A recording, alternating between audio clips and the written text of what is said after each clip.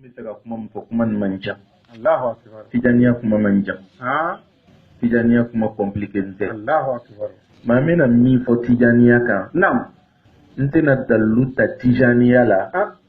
Dalumi. Naam. Nabi bo hadisa la. Ate. Ah. Tijaniya dalubi korana ni hadisa la. Ja. Me bi ntena foita hadisa la. Allahu akbar. Ina tijaniya dalu beta korana kono. Sigi. Tewase. Ah. Naam. Ka kuma sunye. Naam. Me kumana ko filali kono. Ate. Me fe ko fo. Ate. Naam. La Allah me kuma ka ban. Naam. Ne be kɛ kalanden. Ate. Mɔgɔ bɛ sɔrɔ. Naam. Min b'a fɔ k'i ka kuma in bila yɔrɔ min na k'a tɛ yen. Ayi. Me kɛ kalanden. Kosɛbɛ kɛ. Walima me kuma ka ban. Naam. An bɛ taa sɔrɔ ja tijaniya in nin de ye. Naam. Wuli cogo t'a la. Ja. O tuma na ne bɛ kɛ karamɔgɔ ye. Sigi. Donc min kun b'a faamu. Naam. Ale bɛ kɛ kalanden. Ja. Ale bɛ wele dita. Allahu akbar. Kuma faamuna. Kojugu. Ala k'an bɛ sababa. Amin. Donc san'an bɛ don kuma kɔnɔ. Naam. Est ce que tijaniya ye diinɛ le ye yan? Naam. A walawala an ye. Diinɛ tɛ. Ayi. Sigi. Ja. Est ce que tijaniya b'a damana silamɛya la wa? Ayi. O fɛnɛ tɛ. Allahu akbar. O tuma na a tɔgɔ tijaniya sɔrɔla cogo di? Naam. O fɔ an ye. San'an bɛ tɔgɔ tijaniya fɔ. Naam. Est ce que silamɛya la a bɛ daga? Naam. Jama dɔw ye tɔgɔ dɔ la o yɛrɛ la. Allahu. Min ni silamɛya tɔgɔ tɛ kelen ye wa? Allahu akbar. Jama dɔw ye tɔgɔ dɔ ta. Naam. K'a fɔ ko anw tɔgɔ ye nin ye. Naam. Silamɛya kɔnɔ. Ja. Est ce que o bɛ daga wa? Bɛ daga. Ɔhɔn. Sisan Naam. Ala kɛra tile la. Silamɛw kun bɛ yen dɛ. Kojugu. Walahi. Olu le tun ye silamɛw ye o. Silamɛ original. Ja. Olu le kun. O don. An n'u y'a photocopie le. A tɛ. Mais Ala kɛra tile la. Naam. Silamɛ caman dɔ kun bɛ yen. Naam. O kun b'olu wele ko almuhajirun. Sigi. Ja. Silamɛ caman dɔ kun bɛ yen. Naam. O kun b'olu wele ko al-ansar. Ja. Hali n'Ala kɛra kun bɛ taa jihadi la. Naam. Drapeau kun bɛ ta. O b'a fɔ ko a ye muhajirun n'aw y'a drapeau di karisa ma. A tɛ. A ye ansariw y'a drapeau di karisa ma. Ja. Ja depuis Rasul tile la. Naam. Jama dɔw ka tɔgɔ dɔw la o yɛrɛ la. Naam. Ala kɛra k'o ye. A m'a fɔ ko a ye tɔgɔ nin bɔ a kan. A tɛ. A y'a yɛrɛ wele ko silamɛw dɔrɔn. A tɛ. Allahu akbar. Ahlu sufa. O kun bɛ Ala kɛra tile la. Ko. Olu kun ye jama dɔ ye. Naam. Mun kun bɛ Ala ko fɔ. Ka wiridi kɛ. Ka Ala bato. Naam. O kun bɛ Madina misiri kɔnɔ ni Ala kɛra ye. O kɛra Rasul tile la. A ma bali. Ko. Donc n'an bɔra Ala kɛra tile la an bɛna fɔ yan sisan. Association bɛ yen. Naam. A b'a fɔ dɔw ma ANC. Naam. A b'a fɔ dɔw ma AGMCI. Naam. A bɛ fɔ dɔw ma LIPSI. Naam. A bɛ fɔ dɔw ma COSIM. A bɛ fɔ dɔw ma CODIS. Nin bɛɛ ye association tɔgɔ ye. Kojugu. Mais est ce que o k'o bɔ silamɛya la wa? Ayi. O m'o bɔ silamɛya la. O ma bɔ a la. Donc tijaniya dili. Naam. Waati min na Cheikh Tijani nana ni sɛbɛnni ye. Naam. N'a k'a di. An k'u ka cɛkɔrɔbaw kɔlɔsi. Naam. Ni min ko sigila fajiri kɔfɛ. Ale tɛ kuma mɔgɔ fɛ tugun. A tɛ. Laada la n'o k'u ka fajiri seli o bɛ sigi ka barow le kɛ. O tɛ. Mais ni min ka wiridi in ta. Naam. Ni fajiri selila ale bɛ taa sigi. A b'a ya wiridi kɛ. A tɛ. A da tɛ kuma na tugun. Naam. N'a ka lansara seli. Naam. A b'a ya wiridi kɛ. A tɛ. A da tɛ kuma na tugun. Mɔgɔw b'a fɔ ko nin donna Tijanilakaw ya fɛn na. Allahu akbar. Parce que Tijanilaka. Naam. O y'a belenna tɔgɔ le ye. A bɛ fɔ ko Banu Tawajina. O tɔgɔ le tala ka la yɛrɛ la. Naam. A tɔgɔ le ye Ahmadu. Comme Ala kɛra. Mais comme a san 7 ka kɔrɔna durusi. Allahu akbar. A si san 7 a ka kɔrɔna bɛɛ durusi. A si san 21. Naam. Jibrila nana ni lɔnni o lɔnni ye ka na da Ala kɛra ma n'a tɔgɔ ye ko sariya. A k'o bɛɛ kalan ka ban. Fo a kɛla professeur ye Jamiatul Qayrawani la. Jamiatul Qayrawani. Naam. Fasi. O jamiya min bɛ yen. Naam. O bɛ jate diɲɛ jamiya 2nan walima 3nan fɛ diɲɛ na. Jamiatu Zaytun. O bɛ Tunisi.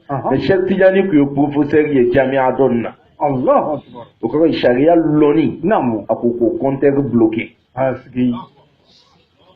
O de kɔfɛ. Naam. A nana Ala jɔnya sarata. Ko. Donc a tɔgɔ ye kɛ ko Seyiku. Naam. Seyiku tɛ f'i ma. F'i ye kɛ cɛkɔrɔba ye lɔnni na o waati. Allahu akbar. Donc lɔnni k'u k'a labɔ. Naam. Fo ko nin ye Seyiku ye. Sigi. sheikhu mino namo atogoyi ahmadu asgi ahmadu mino namo abola tijani la kawfei cha donc a sheikh ahmadu tijani namo akoroleni Allahu akbar sisa namo o b'a fɔ ni donna tijani lakaw ya fɛn na namo tijaniya tɔgɔ nana ten ate mais n bɛna kuma min fɔ ni n bɛ fɛ bɛɛ ye lafiya la tijaniya sigini bɛ fɛn saba de kan Allahu akbar wallahi n'an ko donna la namo n'an ko ka fɛn wɛrɛ y'a la min ni nin saba kun tɛ kelen ye n'a ni ala ta kun tɛ bɛn an kun bɛ bɔ a la ca wallahi o ye kuma fɔlɔ ye kuma filanan namo anw m'a daminɛ tijaniya la ayi alhamdulilayi an sɔrɔla so kɔnɔ namo an fa ye n'an ya cɛkɔrɔba doso y'a fɔ sisan so min kɔnɔ tijaniya kun bɛ yen namo mais an ka kalan daminɛ yɔrɔ min na namo yen kun bɛ tijaniya ko lagosi le donc yɛrɛ wulila ka tijaniya lagosi k'a kɛlɛ kosɛbɛ fɔ ne yɛrɛ ko n tɔgɔ Sɛkama Tijani nin ko a ma ɲi n ko ka changer ka kɛ Abdulayi ye n ko bida bɛ n tɔgɔ la Allahu akbar mais comme ala tɔgɔ ye ala ale de ye ala ye kojugu o don a kun bɛ fɔ ko an kana kitabu mun kalan f'a bɛɛ ye filankafoya kitabu an to la an bɛ to ka kitabu ninnu ta an b'an den ka filɛ an taara sɔrɔ k'ala Alahu sɛbɛnni b'a la k'ala Rasulullahi sɛbɛnni b'a la an nana sɔrɔ tijaniya dalilu bɛɛ bɛ kuranna na an sɔrɔla ka don a la an ma don parce que a b'an ya so mais an donna parce que an y'a ɲɛɲini donc tijaniya sigini no fɛnba saba le kan n'o fɛnba saba sabatini no tijani fɔlɔ ye ala le ala fɔlɔ de ye tijani o kɔfɛ ala ka kɛ tijani filanan ye o kɔfɛ an bɛɛ bɛ tijaniya la tijaniya fɔlɔ ye astaghfirullah o y'a fɔlɔ ye silamɛw astaghfirullah ala yafama jɔnni nana ni astaghfirullah ye astaghfirullah mena ciden jumɛn na cila jumɛn Muhammad ale tɛ a fɔ an ye a wɔrɔbɔla an ye astaghfirullah o mɛna ciden min na a fɔ kɛ wa daga Seyidina Nuhu o fɔlɔ de ka astaghfirullah kɔrɔkan kɔnɔ bon sisan a Sheikhu Hasanul Basri don dɔ mɔgɔw taala fɛ dɔ ko jiko gɛlɛyara an ka dugu la a ko a ye taa astaghfirullah bɛ olu taala jama dɔ nana sigi ko dugawu k'an ye denko la a ko a ye taa astaghfirullah bɛ olu fɛnɛ taala dɔ wɛrɛ nana a ko Hasanul Basri ko an n'u ya sɛnɛfɛnw tɛ falen na dɛ a ko a ye taa astaghfirullah bɛ o ka Hasanul Basri ko nana hamina ko mina kelen tɛ comme ko tɛ i ka ala tɔgɔ kelen de fɔ ɲɛnɛ a ko ala ko kɔrɔna na o Seyidina Nuhu ko a ya mɔgɔw ma o fa qultu astaghfiru rabbakum innahu kana ghaffara يرسل السماء عليكم مدرارا ويمددكم بأموال وبنين ويجعل لكم جنات ويجعل لكم أنهارا ما لكم لا ترجون لله وقارا وقد خلقكم أطوارا قرآنكو kwaye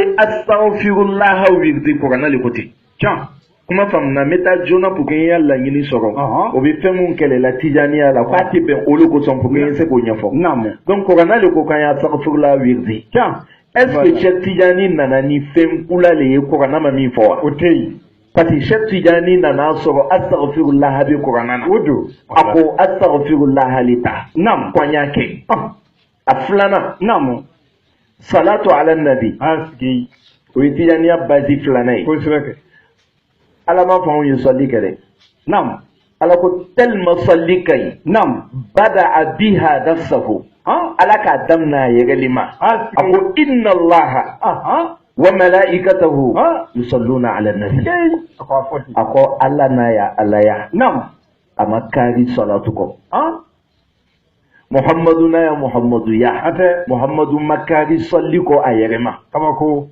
yuma ko liman ya jonwa fene salli ke Cheikh Tijani ko fene ta ama ke flower a sabana kuma mi ka fisa ni kuma bɛɛ ye ate n'o le ka bon ni kuma bɛɛ ye ni ka alabato kɛ mɛlɛkɛw le b'a bɛɛ ka ji sɛbɛ ka yɛlɛ n'a ye fɔ kelen ni k'ale fɔ dɔrɔn ale bɛ pan a yɛrɛ ma le mɛlɛkɛ tɛ yɛlɛ n'a ye o de tɔgɔ ye ko la ilaha illallah ni ka siɲɛ kelen fɔ lakisi bɛ lamaga de n'ala ko lakisi ma cogo o cogo k'a ye mafa lakisi b'a fɔ n tɛ mafa fɔ mɔgɔ min k'a fɔ la ilaha illallah k'i ye yafa o tigi ma tijaniya wirdi filɛ o don ni sabali astaghfirullah allahumma salli la ilaha illallah sisan fɔla an ɲɛnɛ ko wagati man kan ka kɛ wirdi la ko mun kosɔn n'an bɛ tijaniya wirdi kɛ an b'a fɔ k'a bɛ kɛ sɔgɔma ani wula fɛ o de b'a yira k'a fɔ ko ala sira tɛ an ye ta kɔrɔnɔ kɔnɔ kɔrɔnɔ ko ala kira ma a ko wasbir nafsaka taa sigi ni mɔgɔw ye yazuruna rabbahum mɔgɔ minnu bɛ wirdi kɛ bil ghadati wal ashiyi mun bɛ wirdi kɛ sɔgɔma ani wula fɛ a faamuna kɔgana ko mun bɛ wirdi kɛ bil ghadati wal ashiyi sɔgɔma ani wula fɛ donc Cheikh Tidiane k'a ya wirdi sigi ko an y'a kɛ sɔgɔma ni wula fɛ a k'o kɛ ka bɛn kɔgana le ma fɛnɛ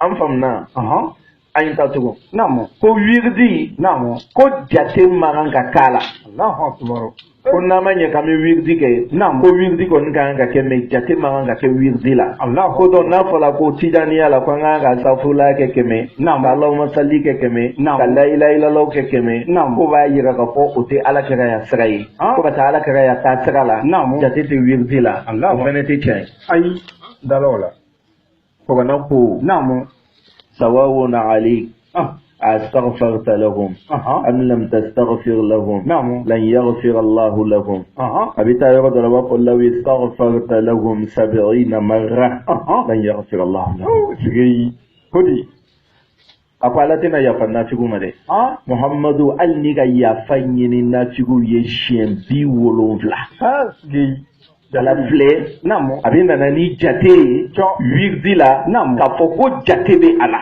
a ko siɲɛ 70 dan bɛ bɔ dɔnniya min na ni jate tɛ wirdi la n'al'u ka seli fana seli n'a ka salamu bila a bɛ subhanallah i kɛ joli 33